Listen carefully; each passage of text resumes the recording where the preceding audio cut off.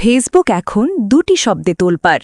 ইনকিলাব জিন্দাবাদ এই স্লোগান ঘিরে শুরু হয়েছে ভাষা ও পরিচয় নিয়ে তীব্র বিতর্ক। কিন্তু হঠাৎ কেন এই ভাষার মাসেই এমন বিতর্ক? সামনে এলো মন্ত্রীর এক বক্তব্যকে কেন্দ্র করে।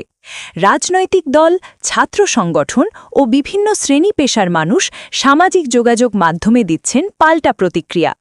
তাহলে শব্দ কি শুধুই শব্দমাত্র, নাকি এর সঙ্গে জড়িয়ে থাকে ইতিহাস ও রাজনীতি? সম্প্রতি শহীদ দিবস ও আন্তর্জাতিক মাতৃভাষা দিবস উপলক্ষে আয়োজিত এক অনুষ্ঠানে বিদ্যুৎ, জ্বালানি ও খনিজ সম্পদ মন্ত্রী ইকবাল হাসান মাহমুদ টুকু বলেছেন, বাংলা ভাষাকে ধারণ করতে হলে ইনকিলাব জিন্দাবাদ চলতে পারে না। তার দাবি, এই শব্দবন্ধের সঙ্গে বাংলার কোনো সম্পর্ক নেই। বাংলাকে যদি ধারণ করতে হয়, বাংলাকে যদি আমার মায়ের ভাষা বলতে হয়, তাহলে ইনকিলাব জিন্দাবাদ চলবে। মন্ত্রীর এমন বক্তব্যের পর সামাজিক যোগাযোগ মাধ্যমে শুরু হয়েছে তীব্র প্রতিক্রিয়া। ২৪-এর অভ্যুত্থানের নেতৃত্ব দেয়া প্ল্যাটফর্ম বৈষম্য বিরোধী ছাত্র আন্দোলন তাদের ফেসবুক পেজে লিখেছে, মোদের গর্ব, মোদের আশাই বাংলা ভাষা, ইনকিলাব জিন্দাবাদ।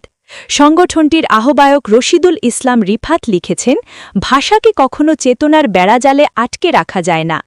এ বিষয়ে ঢাকা ৮ আসনের প্রার্থী নাসির উদ্দিন পাটোয়ারি লিখেছেন, ইনকিলাব জিন্দাবাদ, চাঁদাবাজ মুর্দাবাদ। আর এই নিয়ে প্রশ্ন তুলেছেন সাবেক উপদেষ্টা ও এনসিপির মুখপাত্র আসিফ মাহমুদও। অন্যদিকে ডাকসুর মুক্তিযুদ্ধ বিষয়ক সম্পাদক ফাতেমা তাসনিম জুমা লিখেছেন, বিপ্লবও আমার, ইনকিলাবও আমার।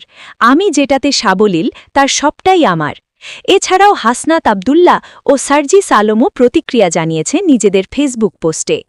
রাজনৈতিক বিশ্লেষকদের মতে, ইনকিলাব জিন্দাবাদ স্লোগানটি উপমহাদেশের দীর্ঘ রাজনৈতিক ইতিহাসের অংশ।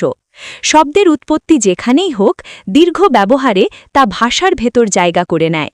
ভাষা যেমন পরিবর্তনশীল, তেমনি রাজনীতির অভিঘাতেও শব্দের অর্থ ও ব্যবহার বদলায়। আর এখন ভাষা আন্দোলনের মাসেই ইনকিলাব জিন্দাবাদ নিয়ে নতুন বিতর্ক দেখছে দেশ। এটি কি কেবল একটি স্লোগান, নাকি ভাষা পরিচয়ের গভীর প্রশ্ন? সামাজিক মাধ্যমে চলছে সেই তর্ক বিতর্ক।